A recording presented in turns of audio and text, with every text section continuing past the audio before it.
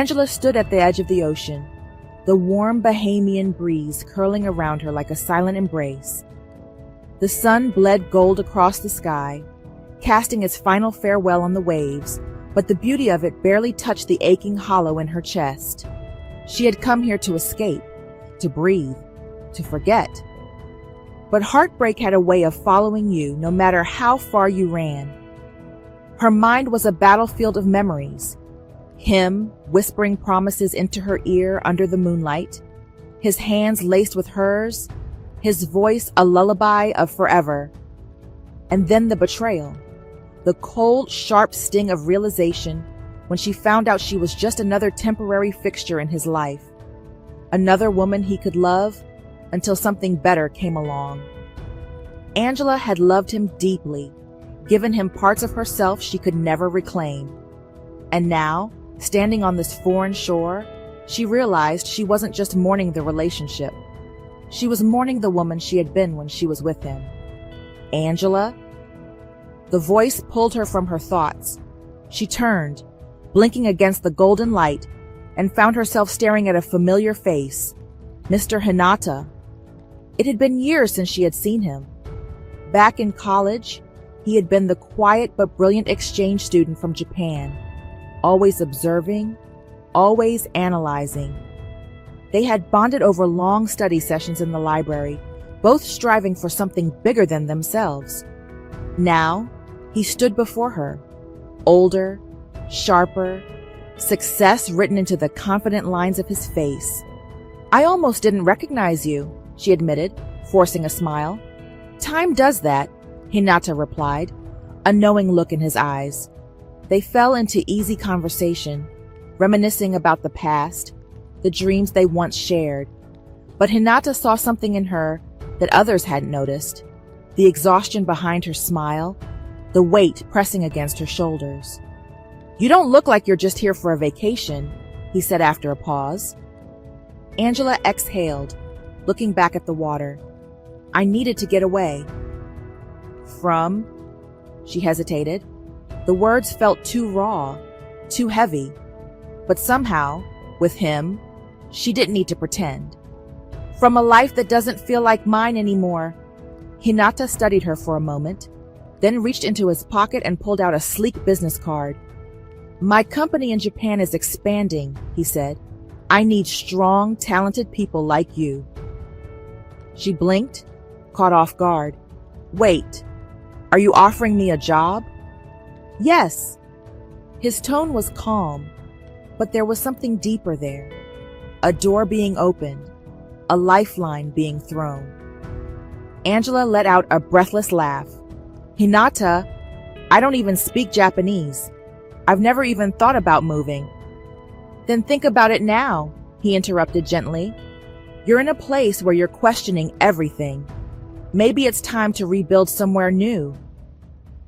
His words settled in her chest, a spark igniting in the darkness. A new country, a new life. Could she really do it?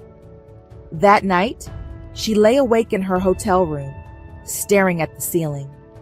Her heart felt like a house that had been burned down, nothing but ashes left behind. She had spent so much time loving someone else that she had forgotten how to love herself. Maybe she was meant to stay broken. Or maybe she could start over. The thought terrified her. But wasn't she already afraid? What was left for her in the States, except memories she couldn't outrun? She picked up Hinata's card, tracing the embossed letters. Her ex had taken everything from her. But this decision, this was hers. And for the first time in a long time, Angela chose herself. Angela never realized how loud silence could be until she stepped off the plane in Tokyo. The air was different, colder, the language unfamiliar, a sea of syllables that rushed past her ears, leaving her struggling to grasp even a single word. The city buzzed with energy, yet she felt like a ghost walking through it. For the first time in her life, she was truly alone. At the airport, she clutched the handle of her suitcase like a lifeline.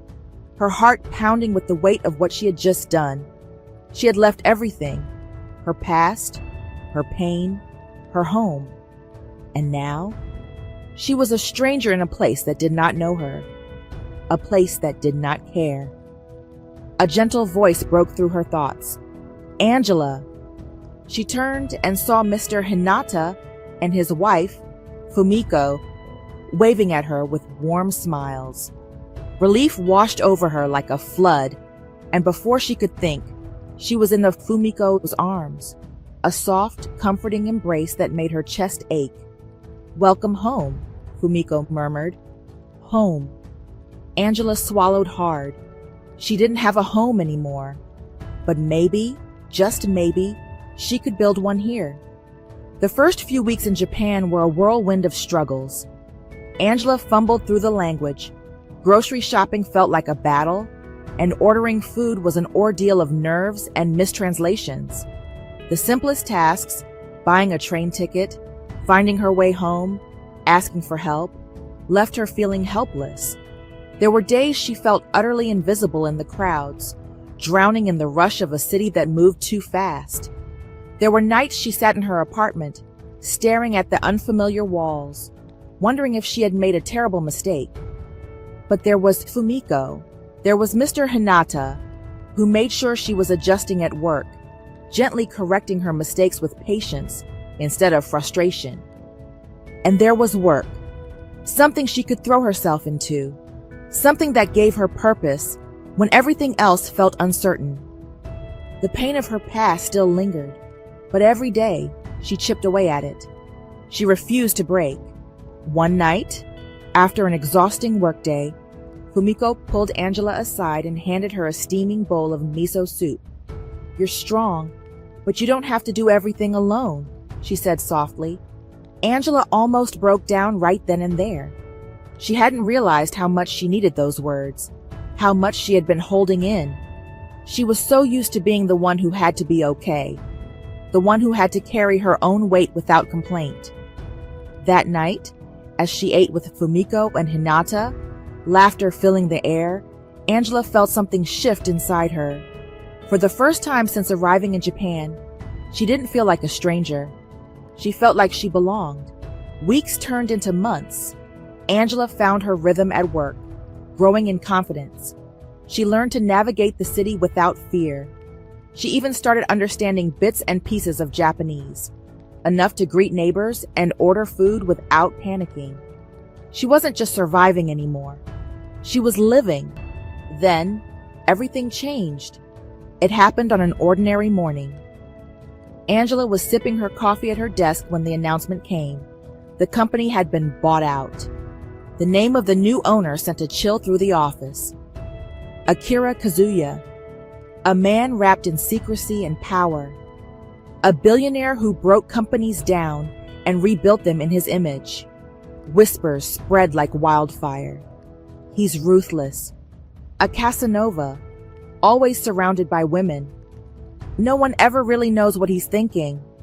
Angela didn't care about his reputation. What she cared about was what came next. Who would survive the takeover? Who would be left standing? As the days passed, tension thickened in the office. Employees waited for the inevitable restructuring, for the changes that would shake the foundation of everything they had built. Angela tried to ignore the fear gnawing at her, tried to focus on her work. The air in the office was thick with tension, like the calm before a typhoon. The whispers had begun the moment the news broke, the hushed conversations in the break room. They spoke of him like he was a legend, a myth wrapped in scandal and supremacy. He's ruthless. He doesn't keep dead weight. Always surrounded by women, but never keeps any of them. They say no one knows what he's thinking. He never shows emotion. Angela didn't care. She had survived betrayal, survived heartbreak. She had clawed her way out of the abyss and rebuilt herself from the ashes. She wasn't about to crumble at the feet of some billionaire with a god complex. When he finally arrived, one moment, the office hummed with its usual rhythm, and the next, he was there, tall, imposing, exuding a confidence that bordered on arrogance. The air seemed to shift around him, as though the very walls acknowledged his presence. Akira Kazuya walked like he owned the ground beneath him. Dressed in a perfectly tailored black suit, he was every inch the man the rumors painted him to be. Rich, powerful, and devastatingly untouchable. His face was unreadable, sharp features cut from glass, lips pressed into a firm line. But it was his eyes that unsettled Angela the most. They weren't just dark, they were deep, quiet, watchful. The kind of eyes that miss nothing. And then they found hers. Angela didn't blink, didn't flinch. For the briefest second, something shifted in those black depths. A flicker of interest, amusement, challenge. Then, just as quickly, it was gone. Angela looked away first, not out of intimidation, but because she had no interest in being one of those women who melted under his gaze. Angela had expected Akira Kazuya to be distant, detached, a billionaire too busy to notice someone like her. She was wrong. He noticed her, and he made it very clear. It started subtly. A lingering glance across the conference room, a brush of presence whenever he passed by. Then, the direct approaches. "Angela Olsen," he said one evening, stepping into the elevator just before the doors closed. Her fingers tightened around the file she was holding. He knew her name. He leaned against the wall, watching her like she was an equation he was trying to solve. "How do you like Japan?" Angela didn't answer immediately, because she knew men like him, men who thought their money, their power, their reputation could bend people at will, men who collected women like trophies, men who left wreckage in their wake. So instead of answering, she simply lifted her eyes to his, her expression unreadable. "I wasn't aware the CEO had time for small talk." Something flashed in his gaze, something dangerously close to amusement. Most people fawned over him, most people feared him. Angela Olsen was not most people, and he liked that too much. Akira was used to women falling for the image of him. The billionaire, the heartbreaker, the untouchable force of power and wealth. It was a mask he wore effortlessly, a role he played to perfection. But Angela didn't look at him like the others did. She wasn't interested in his money or his charm. She wasn't captivated by the flawless suits, the sports cars, or the whispered rumors. She saw through him. And that unsettled him more than he cared to admit. For the first time in his life, Akira wanted to be noticed not as a billionaire, not as a Casanova, but as a man. And he wasn't sure he knew how to make that happen. Angela tried to ignore him, but ignoring a man like Akira Kazuya was like ignoring a storm forming on the horizon. He was everywhere. One day, he would pass by her desk and make an offhanded remark about her work, just enough to let her know he was watching. Another day, he would sit across from her in a meeting, his gaze unwavering, unreadable. She tried to pretend it didn't affect her, tried to convince herself that she felt nothing when she caught him watching her from across the room. But deep down, buried beneath the walls she had built, something inside her shifted, because Akira Kazuya was not like the man who had broken her before. There was something unspoken in his eyes, something real, something damaged, and that was more dangerous than anything, because Angela knew what it was like to love a broken man, and she knew the cost. Akira Kazuya stood before the towering glass window of his penthouse, staring out at the Tokyo skyline. The city pulsed with life beneath him. Millions of people moving, breathing, surviving. And yet, in all that vastness, he had never felt more alone. He pressed a glass of whiskey to his lips, but the burn did nothing to numb the ache in his chest. It never did. The world knew him as a Casanova, a ruthless billionaire, a man untouchable by emotion. But no one knew the truth. No one except Asahi, the only person who had seen him at his weakest, the only one who knew the real reason why Akira kept up the facade of a man who didn't care, who didn't settle down, who surrounded himself with beautiful women but never let any of them too close. Because the truth was Akira Kazuya was broken, and no amount of money, power, or reputation could fix what was fundamentally wrong with him. From the moment Akira was born, his fate had been written in ink and steel. You are the Kazuya heir. You will carry this empire forward. It was not a request. It was not a dream. It was a duty. One that came with a single, unbreakable rule. A Kazuya heir must have a biological child to inherit the empire. But Akira couldn't. Not for lack of trying. Not for lack of medical intervention. It was a secret buried deep beneath layers of shame and silence. A secret that made him unworthy in his father's eyes. A secret that gave his stepmother all the leverage she needed to destroy him. You were never meant to lead. Her words had echoed in his mind for years. His father's second wife, Misaki Kazuya, was a woman of quiet cruelty. Where his father had been strict but fair, she was calculating and venomous. She had spent years chipping away at his position, waiting for the moment he would fall. And now, she had all the ammunition she needed. His infertility was his greatest weakness, and she knew it. Adoption was out of the question.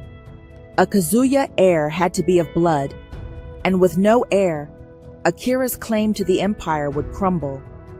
Misaki was waiting, watching, for the moment he would fail, for the moment she could rip the legacy from his hands, and she would do it without hesitation.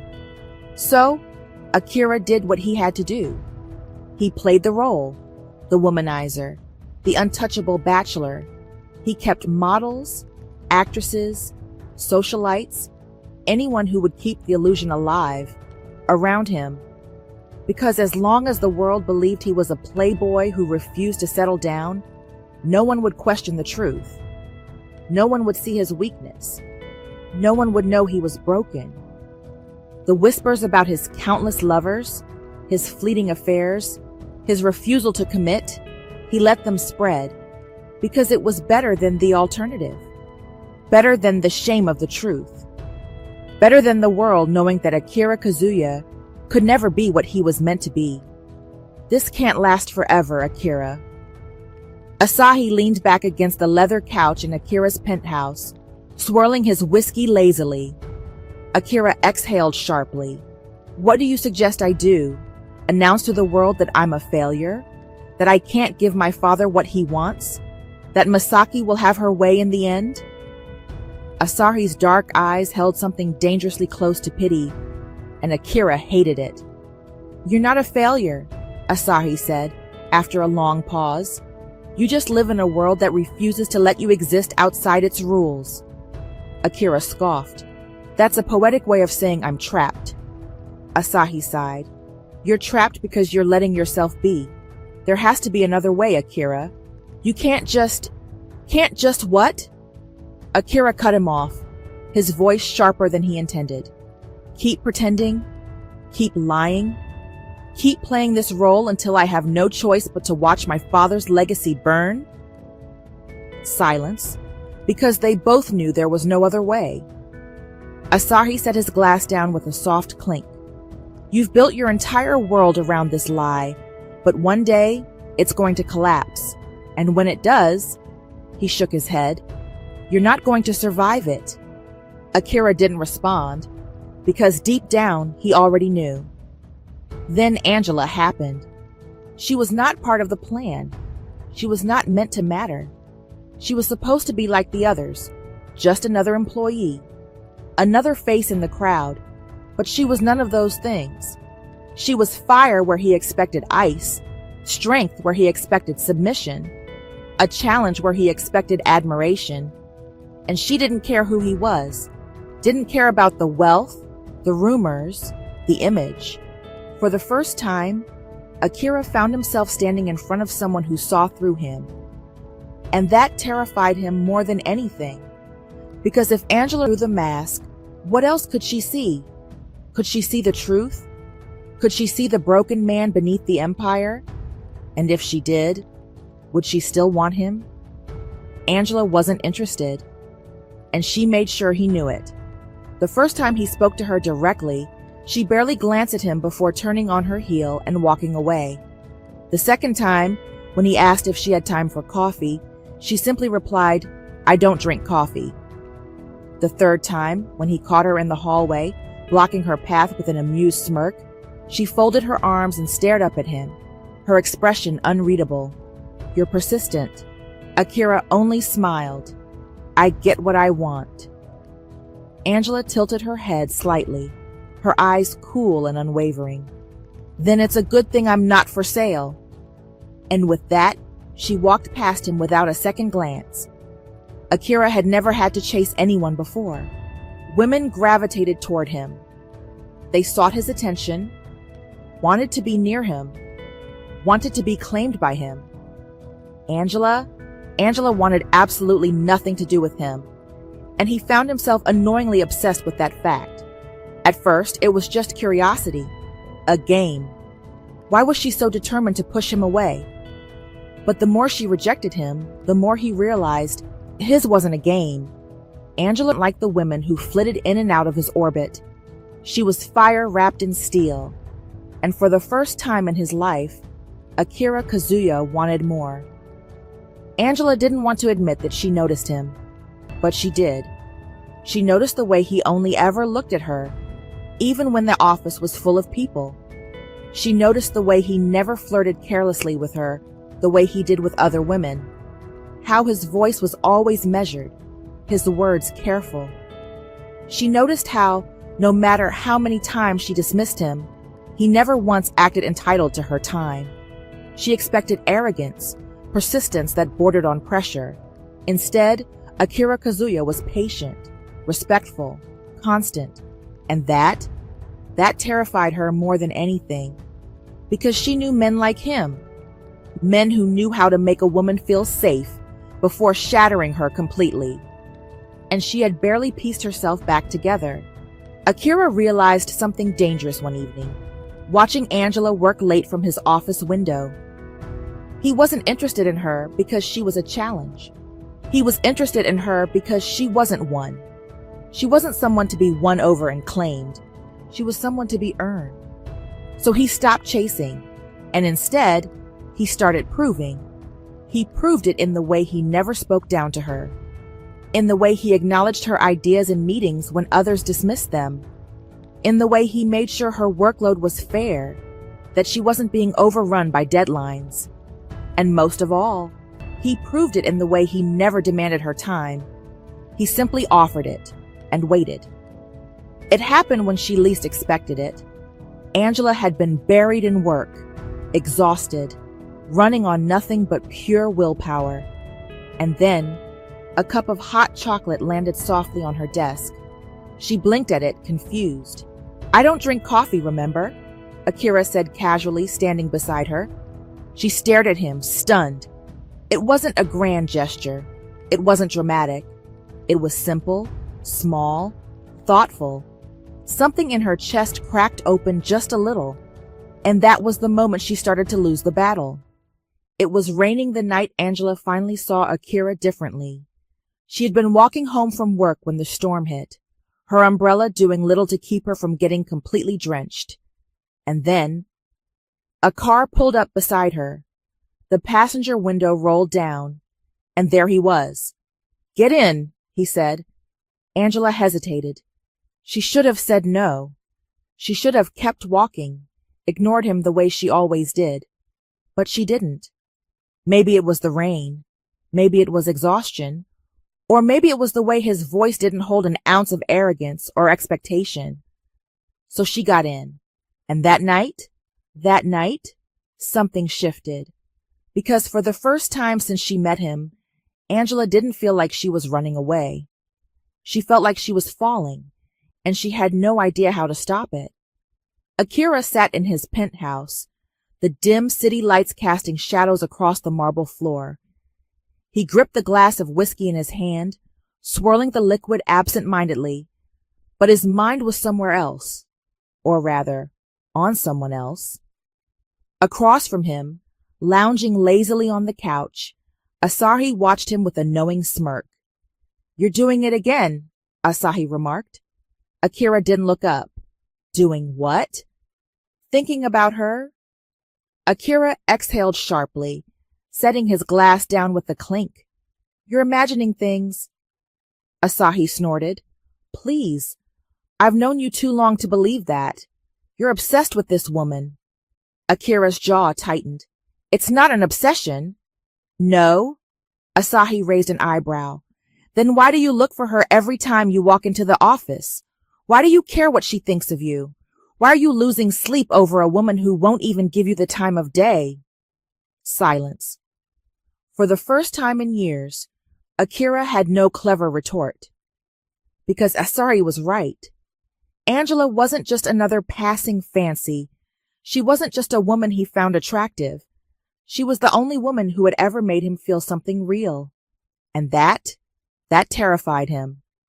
After a long pause, Akira finally admitted, voice low, almost hesitant, "She's different." Asahi smirked, leaning forward. "Different? How?" Akira let out a breath, running a hand through his hair. "She doesn't care about who I am. She doesn't try to impress me. She challenges me without even realizing it." He exhaled, shaking his head. "I keep telling myself to let it go, but every time I see her, You fall harder." Asahi finished it for him. Akira said nothing, because they both knew it was true. Asahi wasn't the kind of friend who meddled, but this was different. He had never seen Akira like this, not with any woman. For years, he had watched Akira bury himself in his facade, hiding behind wealth, status, and meaningless encounters. But Angela made him human. And Asahi knew that if Akira didn't get out of his own way, he would lose her before he even had the chance. So he took matters into his own hands. Angela was having lunch alone in the company cafe when Asahi slid into the seat across from her, setting his coffee down with a casual ease. She barely glanced at him. "Should I be concerned that the CEO's best friend is sitting at my table?" Asahi grinned. "I'd be offended if you weren't." Angela rolled her eyes but took a sip of her tea, waiting. She knew who Asahi was, Akira's closest confidant, his shadow, the only man who probably knew what truly went on behind that unreadable face. She also knew that Asahi didn't do things without a reason. "All right," she said, setting her cup down. "What do you want?" Asahi smirked. "Straight to the point. No wonder he likes you." Angela stiffened. "I don't know what you're talking about." "Oh, but you do." He leaned back, studying her. "You're not an idiot, Angela. You know Akira isn't the man the rumors make him out to be." Angela didn't answer, because the truth was, she did know. She had seen the way he treated people when no one was watching. The way he spoke to his employees, not as pawns, but as people. The way he never crossed the line with her, no matter how many times she pushed him away. And worst of all, she had seen the way he looked at her. Like she was something more. Like she was the one thing he wanted but couldn't have. Asahi saw the hesitation flicker across her face, and for the first time he softened. "Angela," he said, voice quieter now, "I'm not here to play matchmaker. I'm not here to tell you how to feel, but I've known Akira for a long time, and I've never seen him like this before." Angela swallowed. "Like what?" "Like he actually cares." Silence stretched between them, thick and suffocating. Then Asahi leaned forward, elbows on the table. "I know you don't trust him. I know you've been hurt before, but don't punish him for someone else's mistakes." Angela looked away, her fingers tightening around her cup, because those words hit too close. "I have to go," she murmured, standing up. But as she walked away, Asahi smiled to himself. because he had seen the way she hesitated. And that meant he had already won. That night, Akira noticed something had changed. Angela didn't look at him the same way. She still avoided him, still kept her distance, but something about her felt different, less rigid, less closed off. And when their eyes met across the office that evening, she didn't look away first, and for the first time, Akira felt hope. Angela didn't realize it at first, didn't realize how it was happening, how the walls she had built so carefully, the ones meant to keep Akira out, to keep herself safe, were beginning to weaken. It was in the small things. The way he always made sure she had eaten before pulling all-nighters at work. The way he would subtly slide her an extra blanket when the office air conditioning was unbearable. The way he never tried to own her time, but always made it clear that he wanted it. He never pushed, but he never left either. One evening, she found herself alone in the break room, exhaustion pulling at her bones as she sipped her tea. She barely registered his presence until he spoke. "You look like you could use something stronger than tea." Angela glanced up to find Akira leaning against the counter, arms crossed, watching her with those dark, knowing eyes. She sighed. "Unfortunately, company policy frowns upon tequila during work hours." A smirk tugged at his lips. "A shame. I think you'd make an interesting drunk." Angela snorted despite herself. "I'm not that fun." He tilted his head slightly. "I don't believe that." Something about the way he said it, not teasing, not arrogant, just honest, made her chest tighten. She looked down at her cup, fingers tightening around the porcelain. "I don't know how to do this." His voice softened. "Do what?" Angela exhaled slowly. "Let my guard down. Trust someone again." Akira was silent for a long moment. Then he stepped closer, just enough for her to feel his warmth. "You don't have to trust me all at once," he murmured. "Just let me be here." Her throat felt tight, because no one had ever said that to her before. No one had ever given her the space to go at her own pace, and maybe, just maybe, that was why she was starting to fall. It had been a long day, a stressful, exhausting, soul-sucking kind of day that made her question why she was still in this job, in this city, in this life. By the time she left the office, it was raining. Hard. Angela stood outside the building, staring at the downpour, realizing too late that she had forgotten her umbrella at her desk. Perfect. She exhaled, resigning herself to the inevitable, and took a step forward.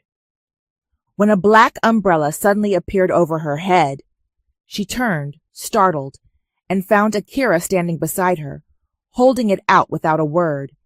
"You," she frowned. "Why are you still here?" His lips curved slightly. "I had a feeling you'd forget your umbrella." Angela narrowed her eyes. "That's suspiciously specific." Akira shrugged, a teasing glint in his gaze. "Maybe I'm just always prepared." She wanted to fight it, wanted to hold onto her usual resistance. But then he reached for her hand, not forcefully, not possessively, just gently, wrapping his fingers around hers like it was the most natural thing in the world. And instead of pulling away, she let him. They walked in silence, his warmth bleeding into her skin, the sound of rain filling the space between them. And in that moment, Angela knew she was falling, against her will, against her fears, and there was no stopping it now. She didn't expect him to be funny, didn't expect Akira Kazuya, the intimidating, unreadable CEO, to be the kind of man who could make her laugh until her stomach hurt. But somehow he did. One evening, after an exhausting meeting, they found themselves alone in his office, discussing the company's expansion plans. Angela was half asleep, barely processing anything. Akira smirked. "Are you even listening?" "Of course," she muttered, blinking at the spreadsheet in front of her. Something about market projections and stuff? He raised an eyebrow. Stuff? Yes, very important business stuff. He chuckled, shaking his head. Maybe you need coffee. Angela groaned. I need sleep, a vacation, and possibly a time machine to undo the last 12 hours of my life. Akira leaned back in his chair, watching her with amusement. You know, I don't think I've ever met anyone who speaks to me like this. She smirked. What? Like a human? Exactly. She was about to make another sarcastic remark when suddenly he reached over and flicked her forehead. Angela gasped, eyes wide. Did you just... Akira grinned. You look like you were falling asleep. Oh, you're dead. Before she could think, she grabbed one of the throw pillows from the couch and smacked him with it. The shock on his face was priceless. For a second, the air went completely still. Then, Akira laughed. Not the usual low chuckle she had heard before. A real laugh. Deep, genuine, unrestrained. And something about it made her chest tighten. Because in that moment, he wasn't Akira Kazuya, the CEO. He wasn't the billionaire, the businessman, the enigma.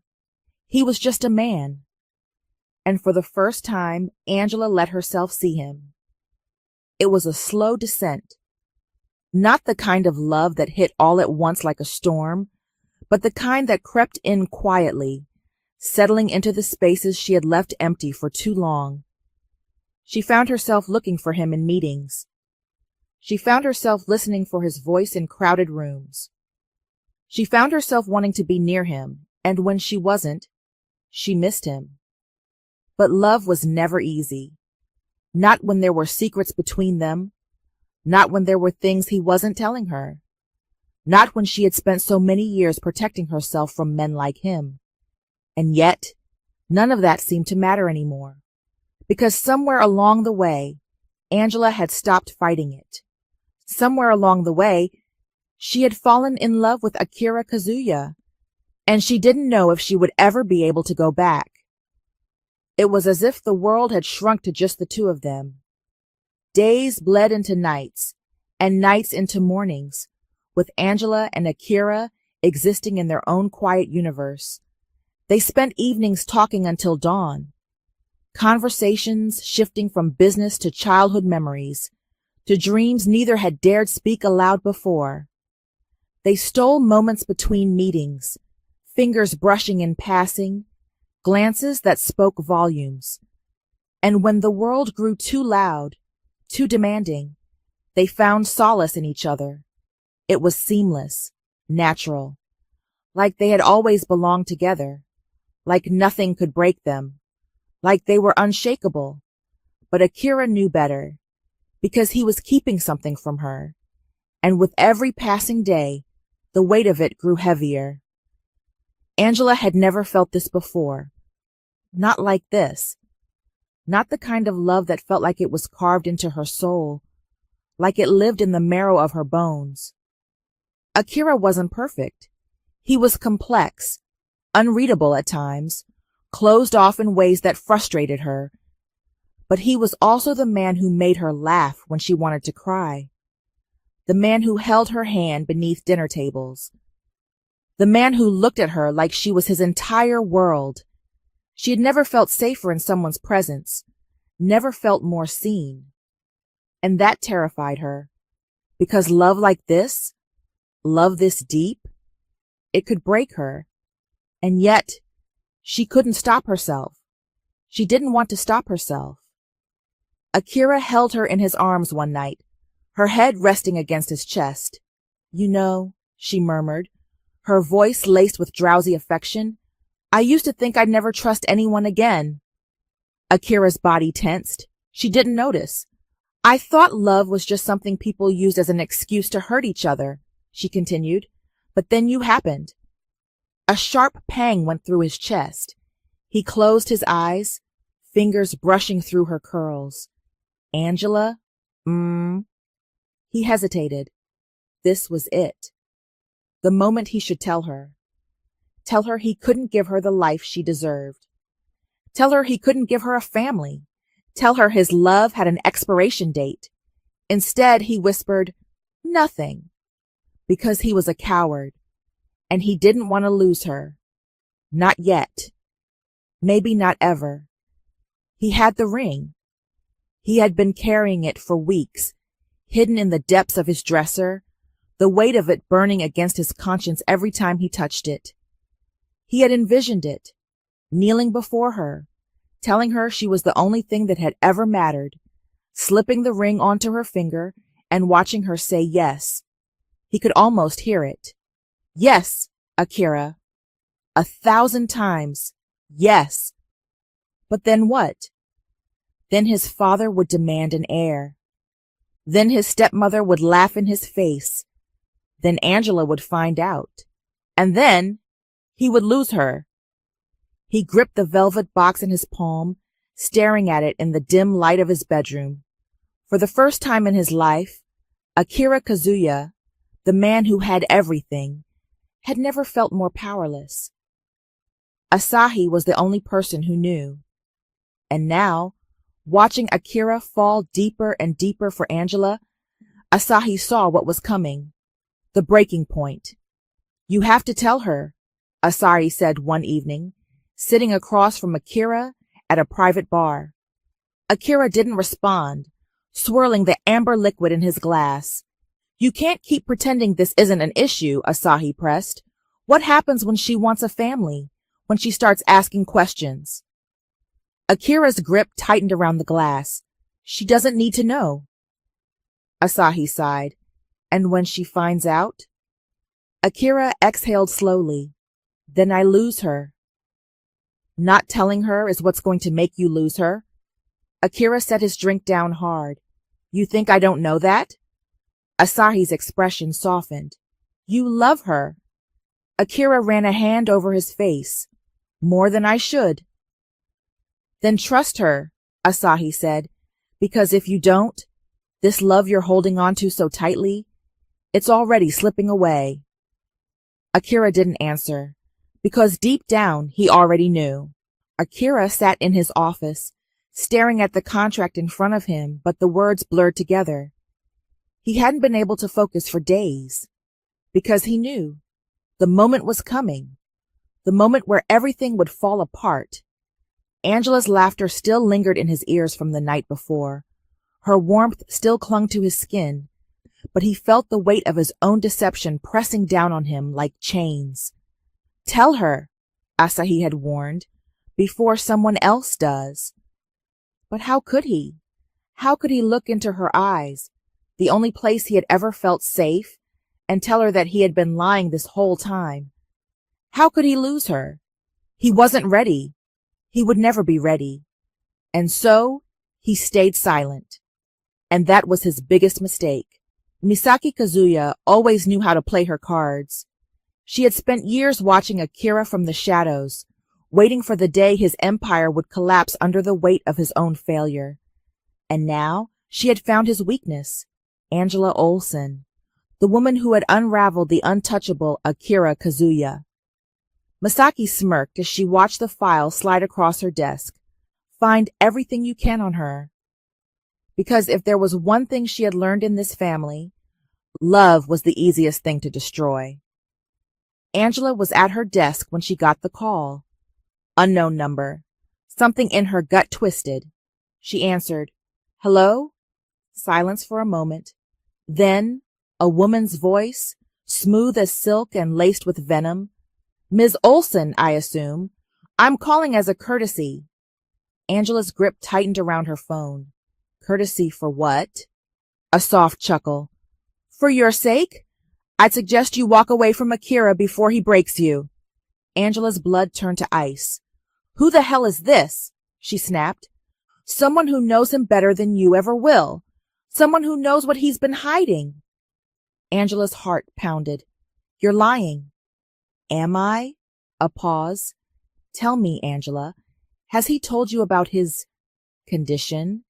About the fact that no matter how deeply he loves you, he will never be able to give you what you deserve? Has he told you what his father's empire will do to women like you? Women who can't give them an heir? Angela's breath caught, and that was all Misaki needed. If you don't believe me, ask him yourself. Click. The line went dead, but Angela's world had already begun to crack. Angela burst into Akira's penthouse, her heart pounding so hard she could barely breathe. "Akira!" she called, her voice sharper than she meant. Akira appeared in the doorway, his shirt unbuttoned, his hair slightly tousled, like he had just run his hands through it. But the moment he saw her face, his expression darkened. "Angela, what's wrong?" She threw her phone on the counter. "You tell me." Akira's eyes flickered to the phone, then back to her. "Angela." "Don't," she whispered. "Don't say my name like that. Tell me the truth." He exhaled slowly, stepping closer. "Who called you?" "Someone who knows more about you than I do," she said, voice shaking. "Someone who said you've been keeping secrets from me."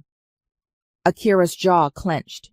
She stared at him, searching his face, for honesty, for reassurance, for anything that could erase the cold dread creeping up her spine. "Is it true?" she whispered. "Are you—" She swallowed, forcing herself to say it. "Are you incapable of having children?" The silence that followed felt like a death sentence. Akira's lips parted, but no words came out. Angela felt the air leave her lungs. "Oh my God. You were never going to tell me, were you?" Her voice was barely above a whisper, but it cut deeper than any scream. Akira ran a hand through his hair, his face a mixture of frustration and pain. "I was going to tell you." "When?" she demanded. "After we got engaged? After we got married? Or were you just going to let me find out when it was too late?" "Angela, I didn't want to lose you," he said desperately. She let out a bitter laugh, stepping back. "You didn't want to lose me, so you lied to me?" "I didn't lie," he said, voice raw. He stopped, shaking his head. "I was afraid. I thought if I told you, you'd leave." Angela felt something inside her crack. Because he was right? She might have left. She might have needed time.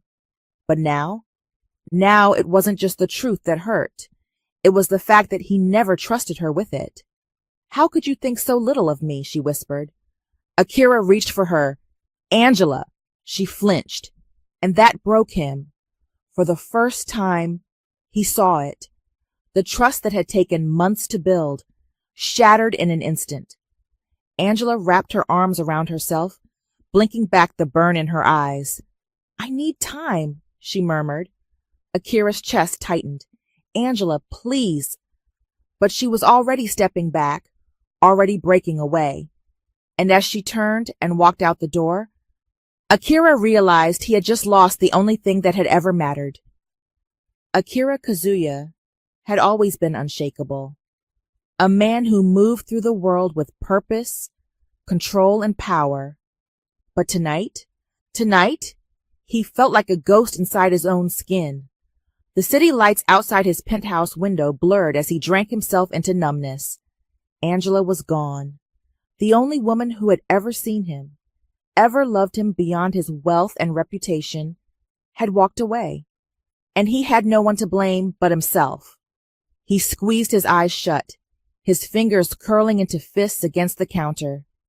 "You were never meant to be the heir, Akira. You're just a failure hiding behind a name that isn't even yours to claim." His stepmother's words from years ago echoed in his head, relentless, taunting. She had been right all along. He was nothing. Nothing without his inheritance. Nothing without his father's approval. Nothing without Angela. And now he had lost everything. Asahi found him like that, sitting on the floor of his penthouse, surrounded by empty whiskey bottles, his tie loosened, his head hanging low. Akira didn't look up as Asahi stepped inside. "Get out," he muttered, his voice hoarse. Asahi shut the door behind him and crossed his arms. "Yeah, no, Akira let out a bitter laugh, shaking his head. I heard what you said, Asahi cut him off, but I don't take orders from drunk idiots who are throwing their lives away. Akira clenched his jaw. Leave me alone. You think I'm just gonna stand back and watch you self-destruct? Asahi shot back. You think this is what Angela would want? At her name, Akira flinched. Something inside him fractured completely. His hand lashed out, knocking over one of the glasses on the floor. Don't say her name. Silence. Then, softer this time, broken. Don't say her name. Asahi's expression shifted. The anger faded, replaced by something else. Understanding. Akira wasn't just drunk. He was spiraling. For the first time in his life, Akira Kazuya had lost, and he didn't know how to survive it. Misaki Kazuya was a woman who knew when to strike, and tonight she had found her moment. She watched Akira stumble through the corridors of the Kazuya estate, his suit disheveled, the shadows under his eyes deeper than she had ever seen them. Pathetic, like a man on the verge of breaking. A leader cannot afford weakness. Her husband had said those words once, and Akira was drowning in it. She stepped forward, her voice silken, laced with poison. How tragic, she mused, tilting her head. All these years pretending to be untouchable, and in the end, a woman was all it took to bring you to your knees. Akira stopped walking. His hands tightened into fists. Misaki smirked. You never deserved this empire, Akira, and now you've proven it. His breath was uneven, his entire body tensed as if ready for a fight. But Misaki wasn't done. You think your father built this company on love, on kindness? She scoffed. He built it with power, and power is something you've never understood. She leaned in, voice sharp as a blade, which is why soon this empire will be mine, and there's not a damn thing you can do about it. She expected him to fight back, to lash out, to threaten. But for the first time, Akira said nothing, because for the first time in his life, he wasn't sure he had the strength to fight anymore. You're gonna let her win? Asahi's voice was sharp, furious, as he slammed a folder onto Akira's desk. Akira barely looked up. What do you want from me? He muttered, rubbing a hand over his face. I want you to stop being a coward, Asahi shot back. I want you to get off your ass and fight for what's yours. Akira laughed dryly. What's mine? I don't have anything left, Asahi. You have everything left, Asahi growled, but you're too busy feeling sorry for yourself to see it. Akira exhaled sharply. You don't get it. Don't I? Asahi's jaw tightened. You think I don't know what it's like to lose someone? To watch the person you love walk away because of your own damn mistakes? Akira finally looked up at him, something unreadable in his gaze. Asahi shook his head. Angela didn't leave because of your secret. She left because you didn't trust her enough to tell her. That's what broke her, Akira. Not the truth, the lie. Akira's chest tightened. He knew. God, he knew. But it didn't matter anymore. She's not coming back, Akira muttered, his voice raw. Not if you don't fight for her, Asahi countered. Not if you keep drinking yourself into a grave and letting that witch Misaki take what's yours. Akira said nothing, so Asahi took a step closer. Look at me, he demanded. Akira didn't move. Asahi slammed his fist onto the desk. I said look at me. Slowly, Akira lifted his gaze, and for the first time, Asahi saw something he had never seen before. Not anger, not arrogance, fear. Because Akira had no idea how to fix this. He had never been this vulnerable, and Asahi refused to let him drown in it. You lost her, Asahi said, his voice steady now. Fine. You lost her because you were afraid, because you didn't think she'd love you despite it. But you have a choice now, Akira. Akira swallowed, his hands shaking slightly. And what's that? Asahi leaned forward. You can either let the fear win and let your family take everything from you. A pause. Or you can be the man Angela fell in love with and fight like hell to get her back. Akira closed his eyes, his mind a war zone. Then he took a breath. Deep, steady, controlled. And when he opened his eyes, the Akira Kazuya that Misaki wanted to break was gone, and in his place, as a man ready for war. Angela had never known silence could be this loud. She sat by her apartment window, staring at the Tokyo skyline, the same view she had once watched with Akira by her side.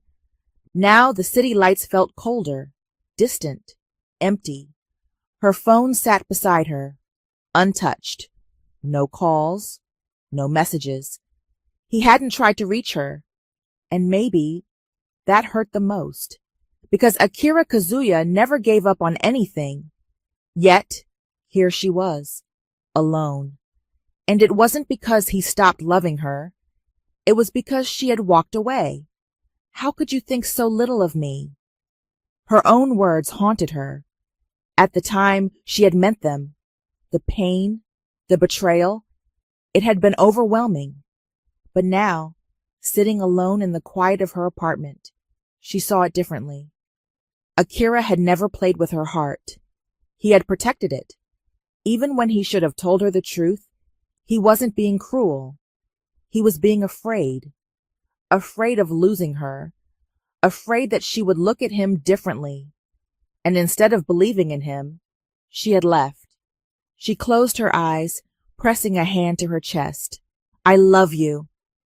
His voice echoed in her memory, so raw, so desperate. Had she been wrong? Had she let her own fears blind her to the truth? Angela pulled out her phone, her fingers trembling as she scrolled through the old articles, the rumors, the tabloid headlines. Casanova CEO spotted with another model.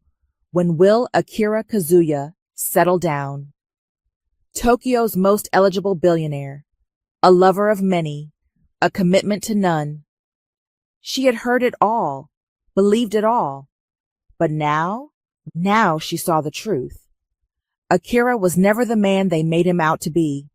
The women, the endless string of so-called lovers, it had never been about pleasure. It had never been about conquest. It had been a shield, a way to protect himself from a world that demanded an heir he could never give, a way to hide his pain in plain sight. And she had judged him for it. Angela exhaled shakily, gripping her phone. She had been so blind. Memories crashed into her, one after another. The way he always made sure she ate. The way he never raised his voice at her, even when she challenged him. The way he had held her like she was the only thing that kept him from breaking. This wasn't just a man who loved her. This was a man who had never known how to love, until her. And when he finally did, he had loved her so much, he had been willing to lose her rather than let her suffer because of him. Her vision blurred with tears. You think my family will accept that? They will never accept you without an heir. They will never accept me. Akira had never once doubted his love for her, but he had doubted whether he was worthy of her. She had spent so much time thinking he had betrayed her trust that she hadn't realized. She had betrayed his. She had walked away when he needed her the most. Angela covered her face with her hands, a sob breaking past her lips. By the time morning came, Angela knew. She knew what she had to do. She had spent her whole life running from pain, running from heartbreak.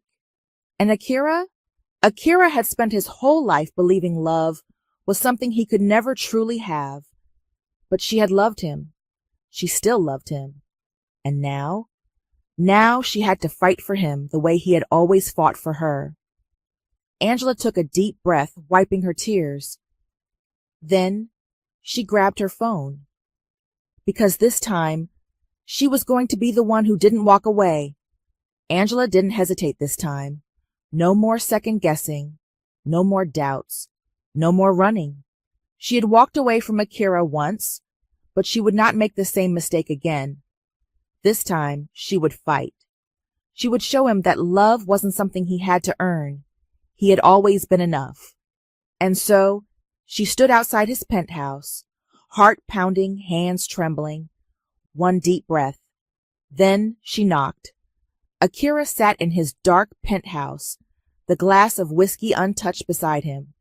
The city outside kept moving, kept breathing, but inside, everything felt still, empty. He had prepared himself for this, for the silence, for the loneliness, for the reality that Angela was gone and wasn't coming back. And then the knock. Akira's breath caught. He must have imagined it.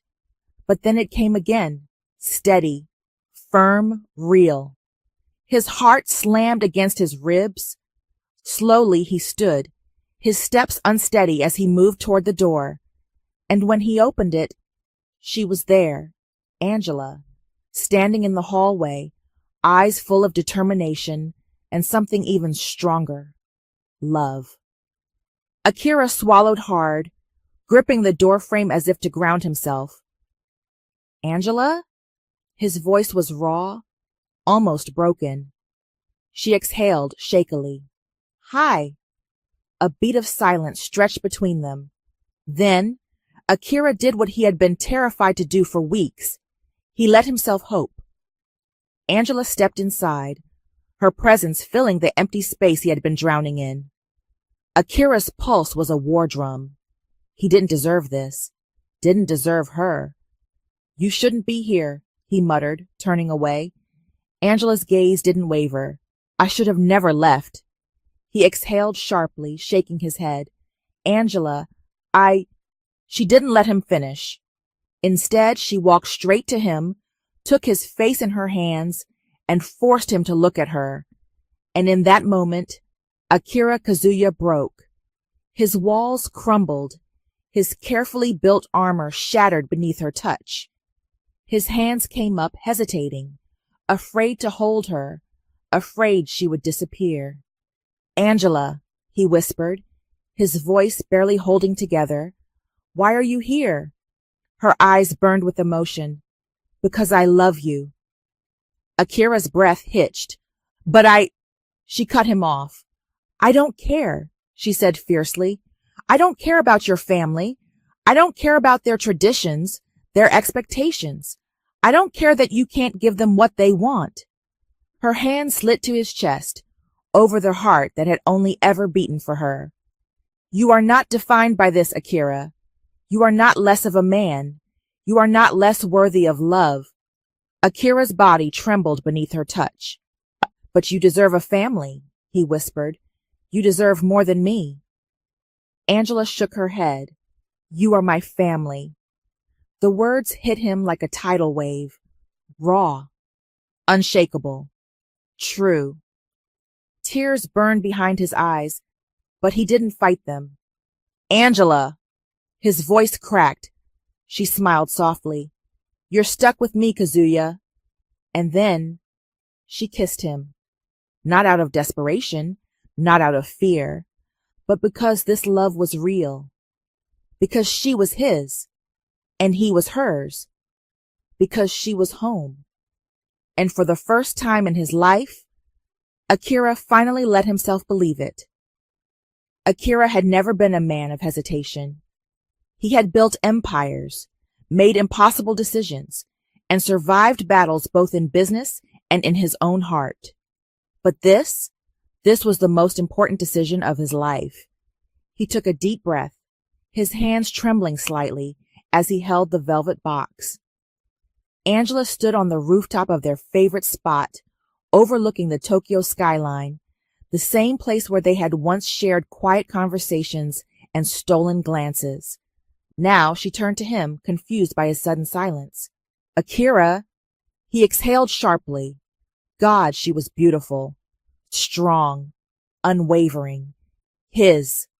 Angela, he said, voice low but steady, I've spent my whole life believing that love was something I could never have, that I was broken, that I wasn't enough. She softened instantly, stepping closer, ready to comfort him as she always did, but this time he wouldn't let her carry him. This time he had something to offer her. He dropped to one knee. Angela froze, her breath hitched, eyes widening. Akira, she murmured. You saved me, he continued, voice rough with emotion. You showed me that I wasn't just the heir to an empire or a man with an impossible burden. You showed me that I was worthy of love. He opened the box, revealing the ring he had designed himself. Simple, elegant, a perfect fusion of Japanese and African craftsmanship. Angela Olsen, he said, his hands shaking slightly despite himself. Will you marry me? Angela sucked in a breath, her hands covering her mouth as tears welled up in her eyes. Are you serious? She whispered. Akira chuckled, though his voice shook. More than I've ever been about anything in my life. She broke. Tears slipped down her cheeks as she let out a breathless, shaky laugh. Then she dropped to her knees with him and threw her arms around his neck. Yes, she whispered against his skin. Yes, Akira Kazuya. 1,000 times. Yes. He let out a deep, shaky breath, and for the first time, he felt truly free. Their wedding was a collision of worlds, two cultures woven together in the most breathtaking way. Angela walked down the aisle in a white lace African-style gown with delicate Japanese embroidery woven into the fabric. Akira wore a modern black kimono, accented with gold, a nod to his heritage but tailored to honor the woman he was marrying. The venue was decorated with a perfect blend of Japanese cherry blossoms and vibrant African colors, symbolizing the union of two souls from different worlds. Mr. Hinata and Fumiko stood proudly at the front, beaming like proud parents.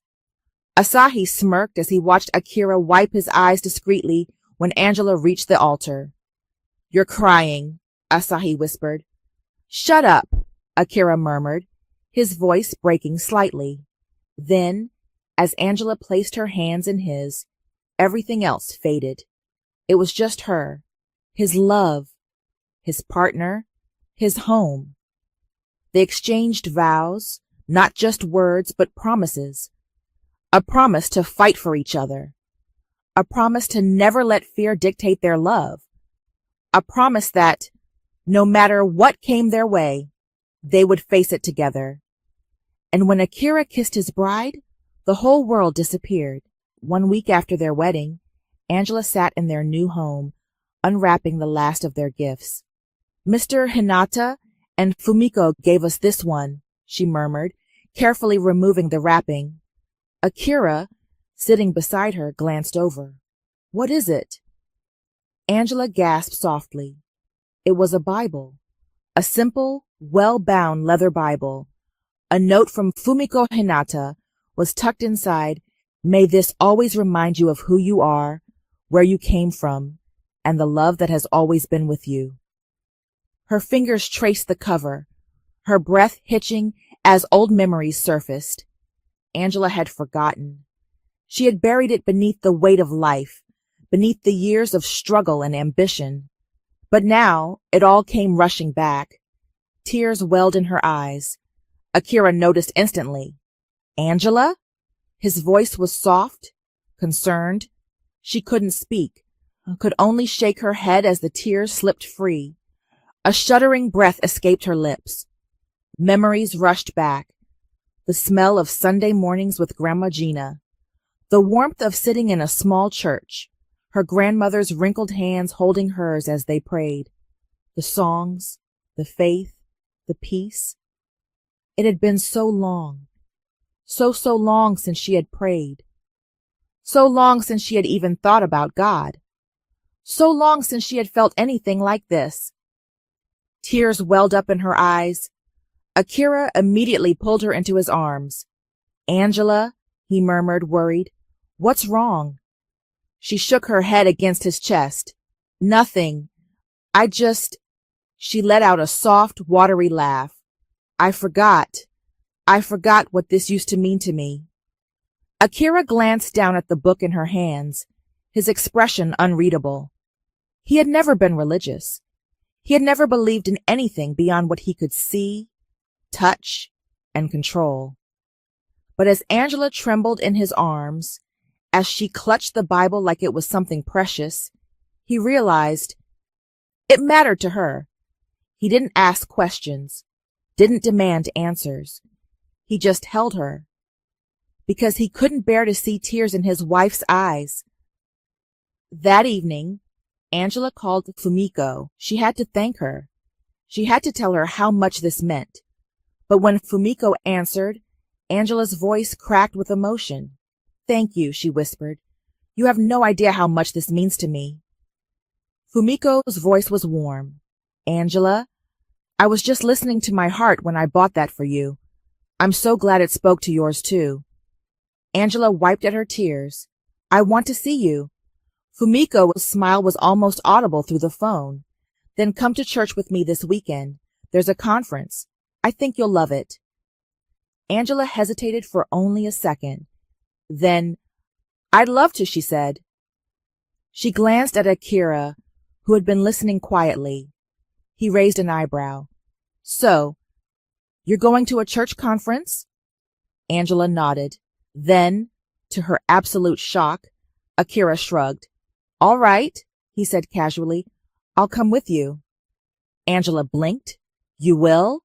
Akira smirked. It makes you happy, doesn't it? She smiled, pressing a kiss to his cheek. Yes, it really does. And Akira, for all his disbelief in God, for all the years he had lived without faith, cleared his schedule for the weekend. Because if Angela's faith meant something to her, then it meant something to him too. Akira Kazuya had attended countless conferences in his life. Business summits, shareholder meetings, leadership panels where the most powerful men in the world dictated the future of their industries. He had walked into every one of them as the man in control. But this was different. From the moment they stepped into the church, he felt something shift. It wasn't the grandeur of a corporate empire. It wasn't the sharp, calculating energy of negotiations. It was peace, something gentler, yet infinitely more powerful, and he had no idea how to process it. Fumiko welcomed them with the warmth of a mother. She had reserved their seats, guiding them toward the front, smiling at Angela's nervous excitement and Akira's hesitant silence. When the minister stepped onto the podium, the atmosphere changed. Akira had seen men command rooms before, CEOs, executives, powerful leaders, but this was different. It wasn't authority that the minister carried. It was assurance, a kind of certainty that wasn't built on money, power, or influence. It was something deeper. And then he spoke. For the Lord is good, his mercy is everlasting, and his truth endures to all generations. Psalm, chapter 100 at verse 5. Akira felt something stir inside him. Then the minister's voice rang through the sanctuary. No matter how far we have gone in life, God is always waiting with open hands for us to return. Beside him, Angela trembled. Akira turned just in time to see tears slipping down her face. Angela! He reached for her hand. She shook her head, pressing her fingers against her lips, as if holding back a sob too deep to contain. It was as if the past she had buried, the faith she had forgotten, had been called out by name, had been waiting for her all this time. Pastor Mike stepped forward, his voice steady, resonating in a way that felt like it was meant just for Akira. I have loved you with an everlasting love. Therefore, with loving kindness, I have drawn you. Jeremiah chapter 31, verse 3. God is our Father, Pastor Mike continued, his tone unwavering, reaching into places Akira didn't even know existed. He loves us without conditions. We can always tell him whatever is troubling us, and he will listen. He will help us.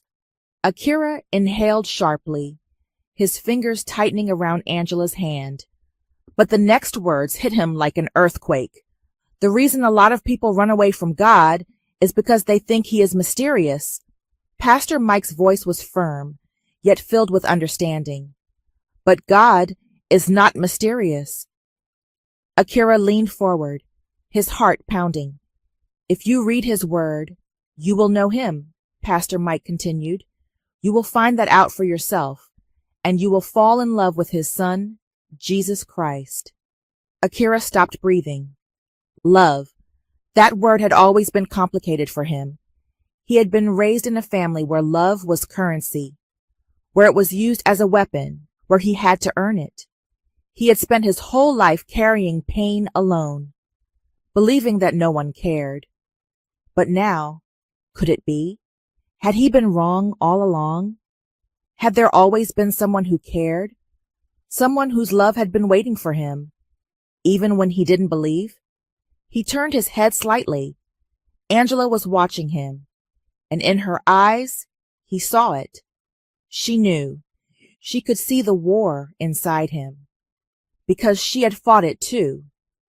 The service ended, but Akira and Angela barely spoke on the way home. It wasn't an awkward silence. It was heavy, too full of emotions neither of them could name.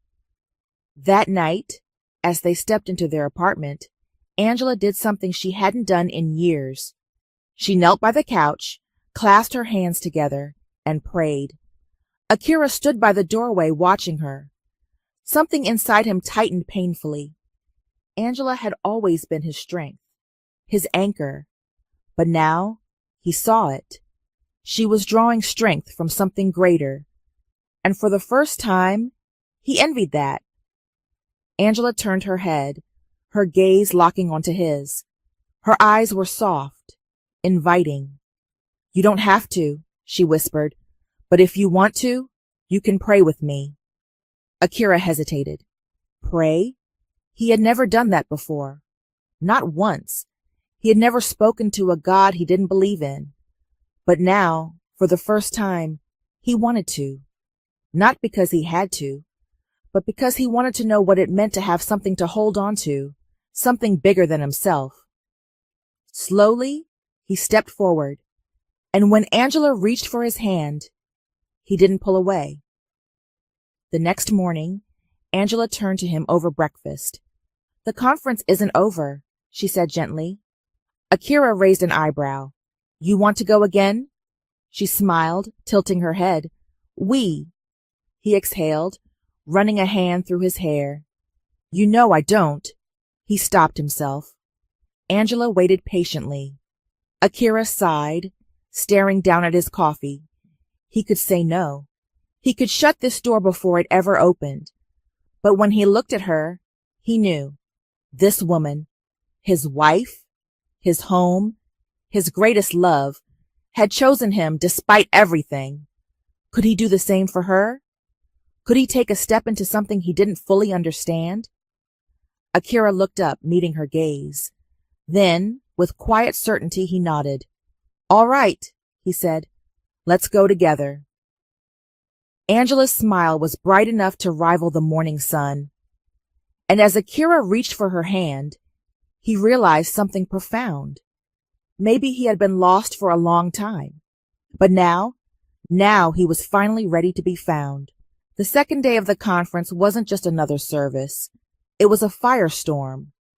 The atmosphere crackled with electricity, expectation, and something Akira couldn't quite name. People filled every seat, murmuring prayers, lifting their hands in worship, faces alight with something deeper than joy. It was faith. And then she stepped onto the stage, Pastor Trinity, an American preacher, but unlike anyone they had ever heard before, she wasn't soft-spoken. She wasn't quiet. She was a force, and when she spoke, it wasn't just words. It was fire. Pastor Trinity's voice boomed through the sanctuary, I dare you to believe God today." Angela felt something shift inside her. Akira sat up straighter, listening intently. Pastor Trinity's eyes scanned the room, filled with passion, conviction, certainty. "The reason many of you struggle to receive from God is because you've been surrounded by doubt for too long," she declared. "You've let the world tell you what is and isn't possible." Angela gripped Akira's hand. She knew this was for them. Akira stiffened, because that was him. All his life, he had believed in nothing but himself. All his life, he had been told his fate was already written. Pastor Trinity continued, her voice full of boldness. "But if you are in Christ, you are not just anyone. You are a child of God. You have every right to the higher life that Jesus brought." She turned, pacing the stage. Jesus said in John chapter 10, verse 10, "I have come that they may have life, and that they may have it more abundantly." Her voice rang like thunder in their souls. If you are not happy with the way things are going in your life, do not assume that is what God wants for you. Pastor Trinity's voice rang through the room. Take the matter to God in prayer. Fast if you can. Do not settle where you are if you feel there is more for you. There is no limit to your greatness in Christ. You don't have to settle. You don't have to accept pain as your portion. You don't have to stay in bondage, fear, or despair. God is your Father, and He loves you like you are the only person in the whole world. Angela felt something inside her ignite. For the first time, she truly believed Akira's case was not hopeless. And when she looked at him, she saw something she had never seen before, a flicker of hope. Pastor Trinity's voice rose with passion. In Mark chapter 11, verses 22 to 23, Jesus said, "Have faith in God.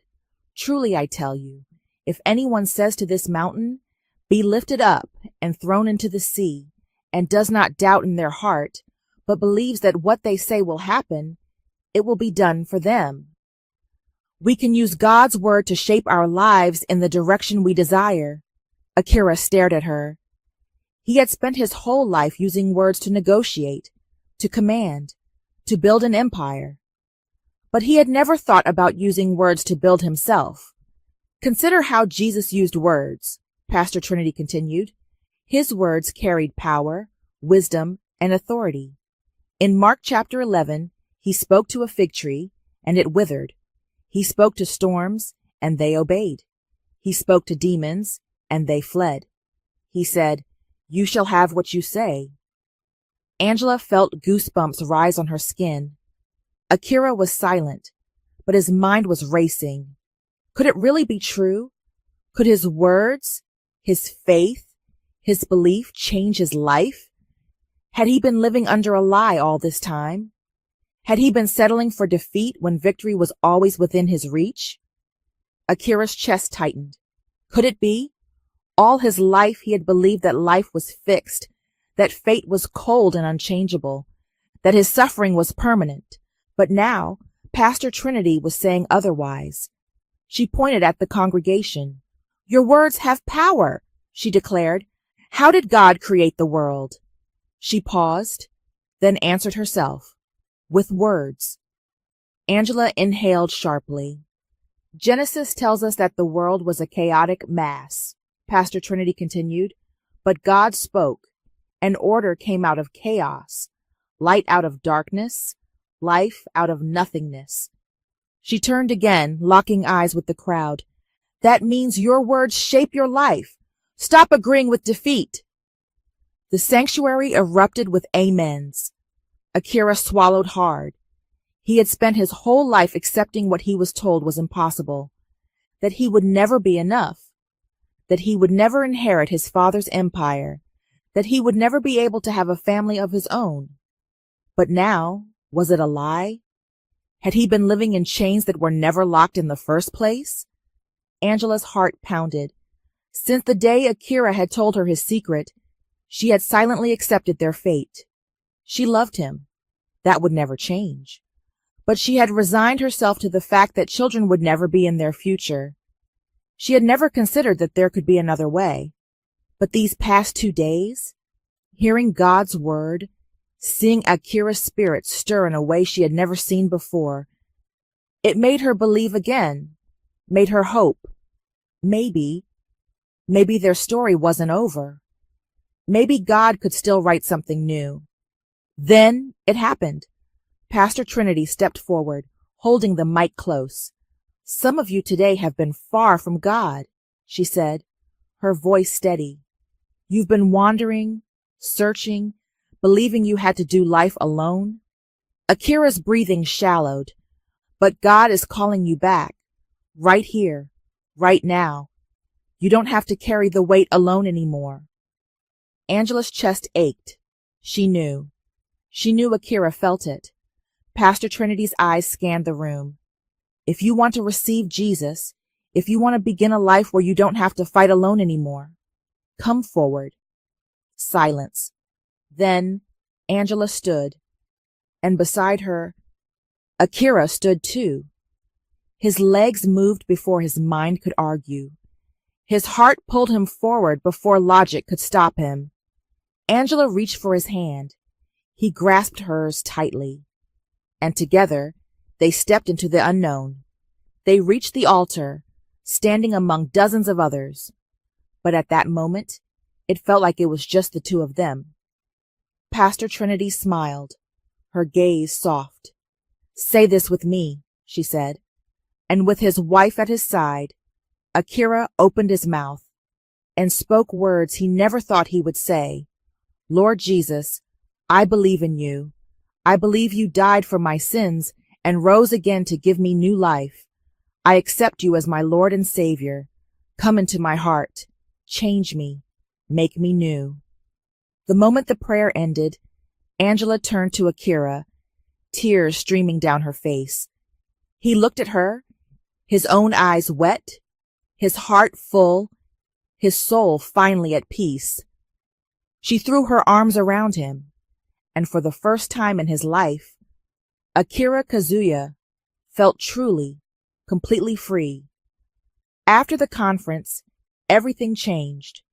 Akira and Angela dove headfirst into God's Word, together. They weren't just reading the Bible, they were living it. They would wake up early, sit together on the couch, and pore over Scripture, letting the words soak into their hearts. They prayed together before work. They spoke God's promises over their lives.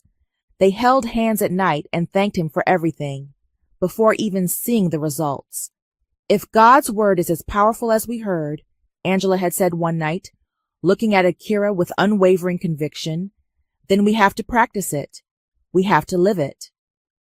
And so she did. Angela became fearless. She would speak over Akira's life every single day. She wrote down scriptures that declared healing, strength, and restoration.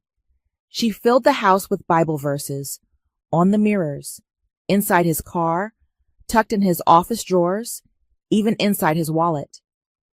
Akira had never seen anything like it. At first, it was unfamiliar, but then it became a part of him. One day, Akira found himself reaching for one of those notes in his office. It read, "With man this is impossible, but with God all things are possible." Matthew chapter 19, verse 26. He stared at the words. Could it really be true? Could God truly rewrite his story? Slowly, something shifted inside Akira too. At first, he prayed because Angela wanted him to, but soon, he prayed because he wanted to. He found himself waking up at night, unable to ignore the pull in his spirit. And so he would sit on the edge of the bed, whispering prayers, not out of habit, but out of longing. "God, I don't know how to do this. I don't even know if I fully believe yet. But if you are who you say you are, show me." And then, one night, everything changed. It was past midnight when Akira woke up to an empty bed. The room was dark, but he could hear something faint, something broken.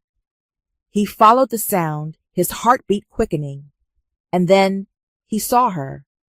Angela was kneeling in the living room, her hands clasped tightly, her head bowed, tears streaming down her face. She wasn't just praying, she was pleading. God, please forgive me for running away from you. Akira's breath caught. I love Akira very much, more than I ever thought possible. He is a great person, Lord, but he has been carrying this burden all his life. Angela's voice shook as she wept. I want to carry his child. I want to give him the family he dreams of. But God, the doctors say it's impossible. His family is against adoption, and it wouldn't be fair to adopt a child and not fully love and care for them. Akira felt his knees go weak.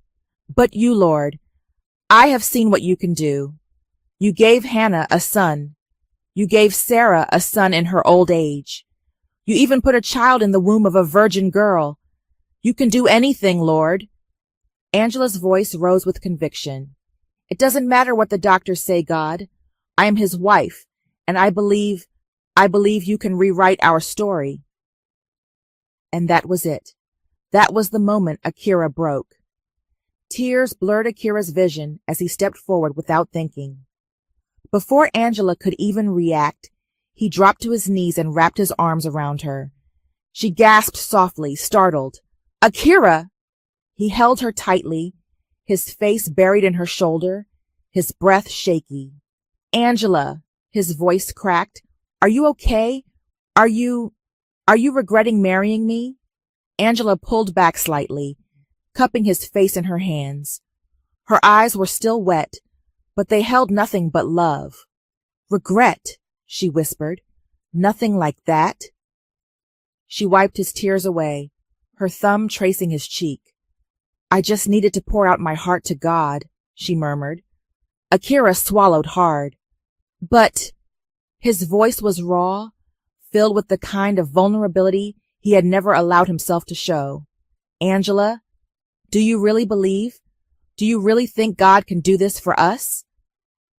Angela held his gaze, unwavering. If he did it for others, she whispered, why won't he do it for us? Her words hit him like a wave. Why not? Why couldn't he believe? Wasn't it written in Genesis 1:28, the very scripture he had read the other night? God blessed them and said, be fruitful and multiply. Then why? Why was his case different? He had spent years believing the doctors, years believing in what science said, years believing that his fate was set in stone. But now, Angela's voice broke through the storm in his mind. We must keep the faith, Akira. She took his hands, squeezing them so tightly it was as if she was holding on to him for dear life. I believe God will do it for us. And in that moment, for the first time in his life, Akira wanted to believe too. So he did the only thing that made sense. He bowed his head beside his wife, closed his eyes and prayed, God, if you're really there, if you really hear us, we are trusting you for a miracle. And for the first time in a long time, he wasn't afraid to hope. The more Akira and Angela walked in faith, the stronger they became. They didn't just believe, they lived it. They fasted together, setting aside days to seek God more deeply. They gave together, sowing seeds and partnering in the distribution of Bibles and Christian materials. They served together, attending every church program, volunteering, doing whatever they could for the kingdom of God. It wasn't just about asking for a miracle anymore. It was about becoming the kind of people God wanted them to be. Their faith was strengthened by the powerful testimonies they found. Late at night, they would sit together, watching YouTube videos of people sharing their stories, people who had faced the impossible, and yet God had made a way. One evening, Angela turned to Akira after watching a testimony about a woman who had conceived after 10 years of waiting. Do you see that?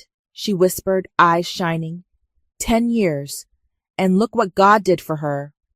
Akira, his heart swelling with a faith he was still learning to hold on to, nodded.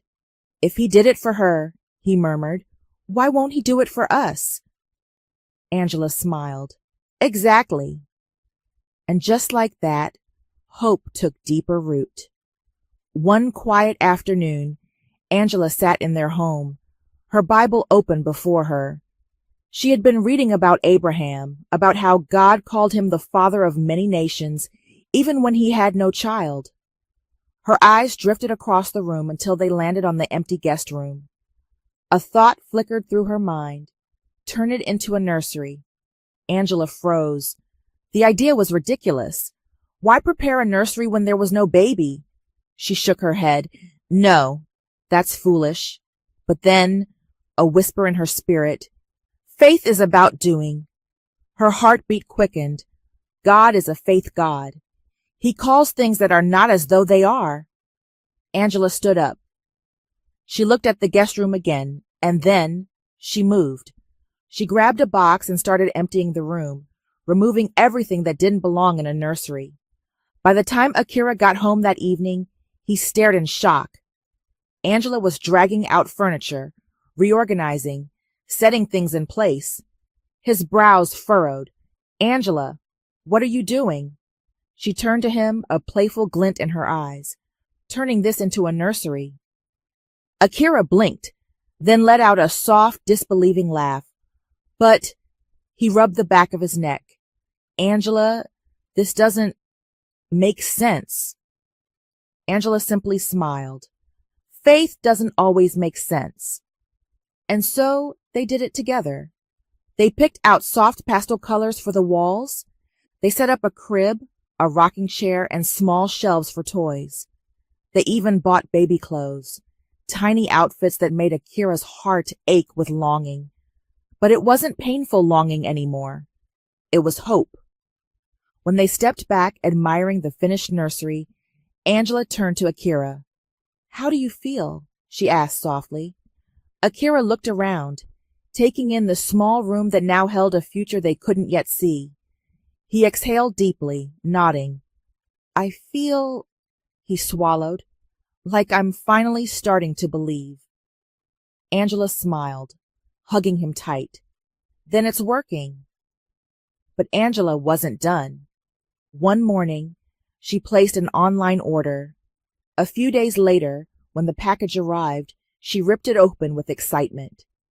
Akira raised an eyebrow as she pulled something out. A fake pregnancy belly. Angela grinned, holding it up. This is the next step. Akira's jaw dropped. You're joking. Nope, she said, strapping it on. If we're believing, we have to act like it. Akira stared at her for a long moment. Then he burst out laughing. You're insane. Angela shrugged. Maybe, but faith is bold. Akira exhaled, running a hand down his face, and then, despite himself, he smiled, because deep down, he knew something had changed in both of them. As the days passed, Angela wore the belly at home, acting like a pregnant woman. Akira played along. He would bring her snacks, rub her back, and joke about how she was getting too heavy to carry. Angela would laugh, swatting his arm. You better get used to it. And then, one night, she turned to him and said, We need a name. Akira looked up from the Bible he had been reading. A name? For the baby. His heart stopped. The baby. Not if we have a baby. When. Angela smiled. If it's a boy, we'll name him Isaac. Akira's lips parted slightly. Isaac? He swallowed hard. Like the child God gave to Abraham and Sarah. Exactly. Angela took his hand, lacing their fingers together. And if it's a girl, she whispered, we'll call her Evidence. Akira's chest tightened. He looked into his wife's eyes, his heart swelling with a feeling he had never known before. Evidence, he repeated softly, because she'll be the proof of God's promise to us. Angela nodded. A long silence stretched between them, thick with faith, thick with hope. And then Akira did something he never thought he would do. He reached for Angela's hands, bowed his head, and prayed, "God, we don't know when, but we believe. We believe you are able, and we trust you." Angela squeezed his hands. "And we are ready to receive." And with that, they held on to faith, not knowing when the promise would come, but knowing it already belonged to them. They continued to trust God's word and his timing. It wasn't always easy. There were days when fear whispered lies, nights when doubts tried to creep in, but every time their faith wavered, they only had to look around, at the Bible verses covering their walls, at the crib in the nursery waiting for its promise, at the scriptures taped to the mirrors, the doors, the bedside table. "God is not dead," Angela said. "He is still on the throne. And as long as God is alive, we will hold on to his eternal word, because he is a God who does the impossible." Meanwhile, Akira's stepmother continued her war against him. She threw everything she had at him, determined to take his inheritance. Scandals, lies, manipulation. But Akira had changed. He was no longer the man who fought battles with anger and revenge. He was a man who fought with wisdom, faith, and righteousness. With God's help and Angela's unwavering love and support, he stood his ground. And he won. His stepmother's schemes crumbled before her. The family empire remained in his hands. He knew why. Because God had written his destiny, not her. Their first wedding anniversary arrived, and Akira went to the ends of the earth to make it extraordinary. He surprised Angela with a romantic getaway, a candlelit dinner under the stars, and a love letter he had written by hand. "I never knew love like this existed," he whispered as they danced slowly in the evening glow. Angela smiled up at him, tears glistening in her eyes. "You were always worthy of love, Akira," she murmured. "God just needed you to see it." Their love had become deeper than anything they had imagined. Not just love, a covenant, a bond that weathered storms and emerged stronger. 7 months after their first anniversary, Angela woke up feeling off. There was a nagging discomfort deep inside her. She had been feeling this way for days, but ignored it. It wasn't the first time she had thought about taking a pregnancy test. She had done dozens before. And each time, the answer was the same. But this time was different, because she was on her period. It's impossible, she thought, brushing the idea aside. Yet, as the hours passed, the urge wouldn't go away. Her heart kept whispering, "Take the test." That morning, as Akira got ready for work, she forced a smile, not wanting to worry him. "I'll stay home today," she said softly. "Just a little headache." Akira frowned in concern. "Are you sure? I can cancel my meetings." Angela shook her head quickly. No, I'll rest. Don't worry." Reluctantly, he kissed her forehead before heading out. And the moment the door closed, she went to take the test. Angela dropped to the floor. Her hands trembled violently as she stared at the test in front of her. Positive. She grabbed another one, took the test again. Positive. Another. Still positive. Her chest heaved as overwhelming emotions crashed into her. She was pregnant. But how? Her body was still going through her menstrual cycle. It didn't make sense. It didn't follow medical logic. But then, faith doesn't always make sense. Her hands clutched her Bible tightly, pressing it against her heart as fresh tears streamed down her face. She sobbed, rocking slightly, whispering over and over, "Jesus did it. Jesus did it." At that moment, Angela didn't care about waiting. She needed Akira. Her fingers fumbled as she grabbed her phone, pressing the call button. The line barely rang twice before Akira's voice answered sharply. "Angela, what's wrong?" But Angela couldn't speak through the tears. "Angela, talk to me." She gasped between sobs, trying to get the words out. "He did it," she finally whispered. "Akira, he did it." Akira's breath caught. "What?" "He did it." Angela sobbed harder. "God did it." The phone nearly slipped from Akira's grip. His world stilled. His heartbeat slammed in his ears. Asahi, sitting beside him in the meeting, frowned. "Akira, what's wrong?" But Akira was already pushing back his chair, standing up so fast it nearly toppled over. Without a word, he bolted out of the meeting. Akira drove faster than he ever had before. His hands gripped the steering wheel, his mind spinning. Angela's voice still echoed in his head. He did it. God did it. Could it be? Was it real? As he burst through the front door, his heart nearly stopped. Angela was sitting on the floor, tears still rolling down her face. Her Bible was clutched tightly to her chest. And in front of her, on the table, 3 pregnancy tests. Akira staggered forward. His throat closed up. His knees gave way. And before he could stop himself, he dropped to his knees before her. His eyes locked onto the tests, his vision blurred by tears. Angela reached for him, sobbing. He grabbed her, pulling her into his arms, holding onto her like she was his very breath. And in that moment, the truth hit him. The truth the world told him was impossible. The truth the doctor said would never happen. The truth God had spoken over them from the beginning. They were going to have a child. His voice trembled as he whispered against her hair. "Jesus did it." Angela sobbed harder, nodding. Jesus did it.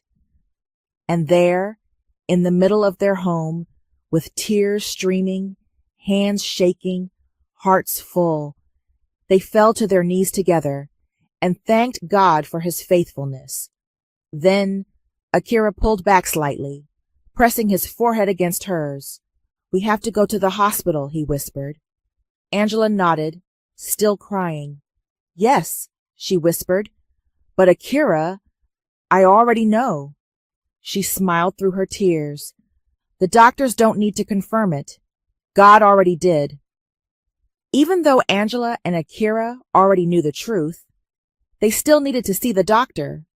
So that morning, hand in hand, hearts full of faith, they walked into the hospital together. Angela could feel Akira's grip tightening as they sat in the waiting room. He was trying to stay calm, but she could feel his heartbeat, fast and heavy. She smiled, gently squeezing his hand. "Akira," she whispered, "no matter what they say, we already know."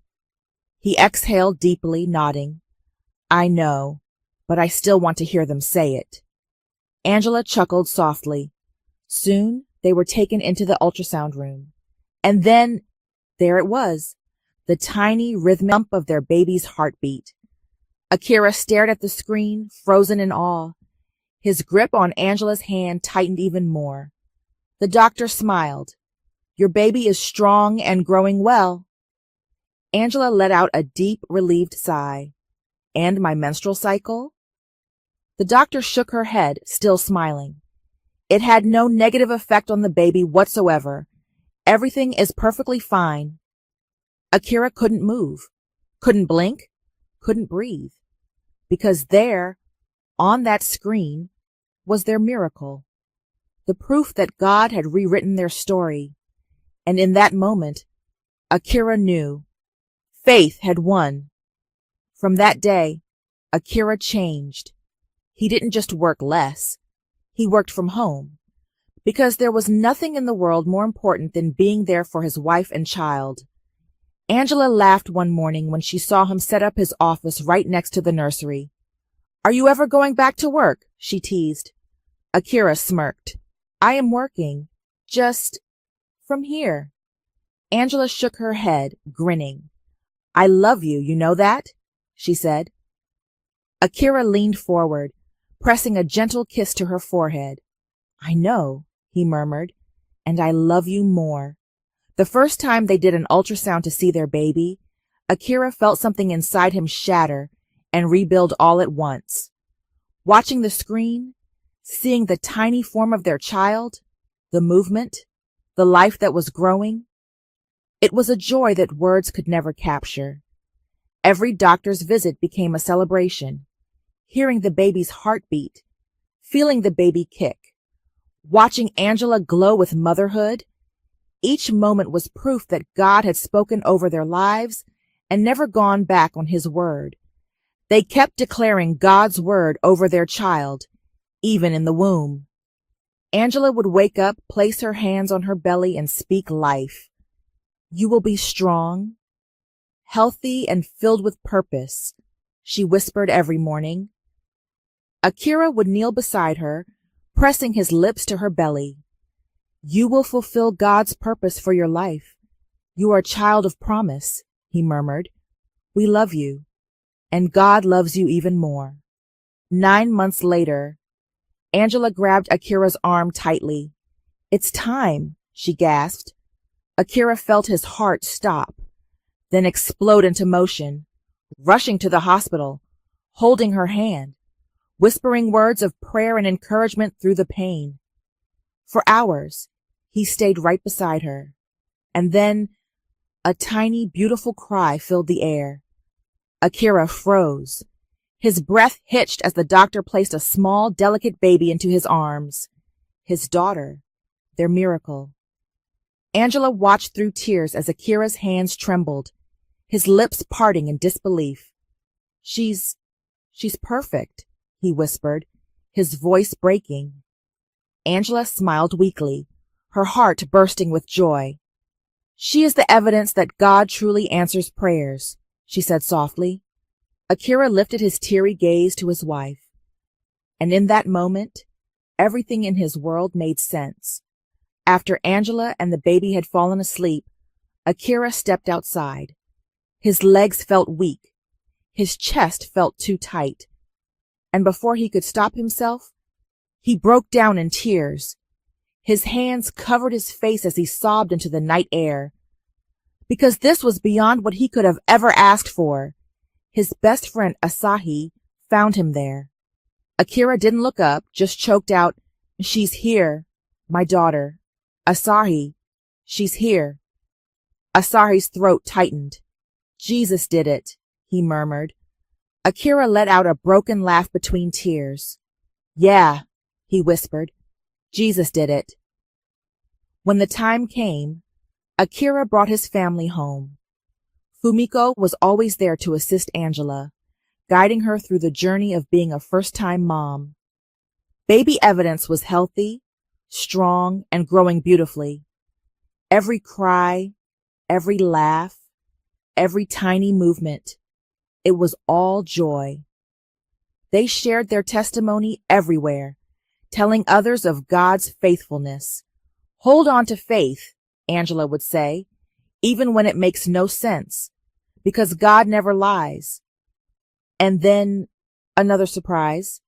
9 months later, Angela woke up feeling that same strange sensation again.